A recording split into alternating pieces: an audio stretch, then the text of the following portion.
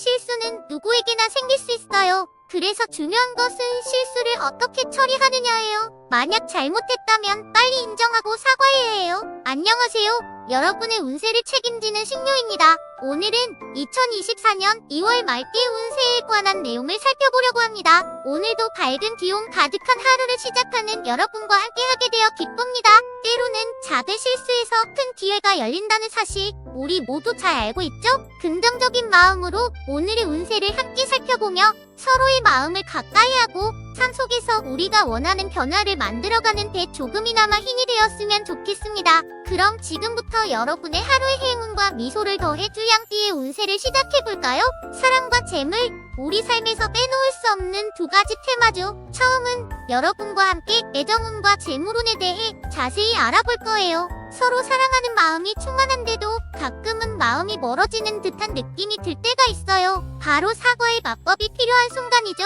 누군가에게 실수를 했다면 고개 숙여 진심으로 사과하는 용기가 두 사람 사이를 더욱 가깝게 만들어요. 또는 갑자기 새로운 가족이 생긴다고 해서 오래된 가족과 멀어지지 않도록 조심해야 한다는 점 기억하세요. 그렇다면 재물운은 어떨까요? 재물은 때로는 우리의 손가락처럼 각자 다른 방향을 가리킬 때가 있어요. 특히 동업하는 경우에는 의견 충돌로 문제가 커질 수 있으니 조심해야 해요. 그리고 신규 투자나 창업 등 새로운 일을 시작할 때는 시기를 잘 선택해야 한다는 걸 잊지 마세요. 팀워크가 더 중요하답니다. 사랑과 재물 모두 빠른 판단과 결정이 중요해요. 사랑에서는 실수를 인정하고 빨리 사과할수록 관계가 더 돈독해지고, 재물운에서는 문제가 생기면 바로 해결하려는 노력이 필요하죠. 때로는 돌다리도 두들겨보고 건너는 신중함이 필요하지만 너무 망설이다가는 좋은 기회를 놓칠 수도 있어요. 부동산 매매도 마찬가지예요. 미적거리다가는 기회를 놓칠 수 있으니 필요하고 기준에 맞다면 빠른 결정을 하는 것이 중요해요. 마음이 불편할 때는 편안한 상대를 찾는 것보다 권위 있는 사람과 대화를 나누는 것이 마음을 안정시키는 데 도움이 된다는 사실도 알아두세요. 이것은 재물운에서도 마찬가지예요. 어려움에 직면했을 때 곁에 있는 사람들과 소통하고 협력하는 것이 문제를 해결하는 데 큰 힘이 된답니다. 그럼 지금까지 알아본 애정운과 재물운 어떻게 활용할 수 있을까요? 사랑하는 사람과의 관계에서는 작은 오해나 실수도 깊은 이해와 대화로 풀어가세요. 그리고 재물을 다룰 때는 현명한 판단과 신속한 결정이 중요하다는 걸 잊지 마시고요. 여러분, 운세는 우리에게 조언을 주는 나침반 같은 존재랍니다. 앞에 나눈 이야기가 여러분의 사랑과 재물운을 탐색하는 데 도움이 되길 바라며 여러분의 삶에 긍정적인 에너지가 가득하기를 바랍니다. 그럼 바로 다음으로는 건강운과 진로운, 그리고 이동운에 대해 이야기해 볼 거예요. 재미있게 들어주면 운세를 보는 것만으로도 운이 좋아질 거예요. 먼저 건강운부터 살펴보죠. 스트레스나 우울감, 그런 정신적인 문제가 건강에 영향을 줄 수 있어요. 앞서 말씀드린 것처럼 우리 마음이 불편할 때 친구처럼 편한 사람보다는 권위 있는 사람을 만나는 것이 마음의 안정을 찾는 데 더 도움이 돼요. 이런 경우엔 전문 상담사와 같은 전문 지식이 있는 사람을 만나서 고민을 이야기하는 것 같은 거죠. 또 신장이나 방광 같은 부분에 문제가 있다면 미루지 말고 치료를 받는 게 좋아요. 소송이나 문제가 있다면 그것도 해결될 운세니 기다리지 말고 적극적으로 나서야 해요. 이제 진로운을 봅시다. 시험이 있다면 꼭 시험 시간을 다 써야 해요. 마치 마지막 남은 과자를 다 먹는 것처럼요. 문제를 해결하는 일에 취업운이 좋아요. 승진운도 있는데요.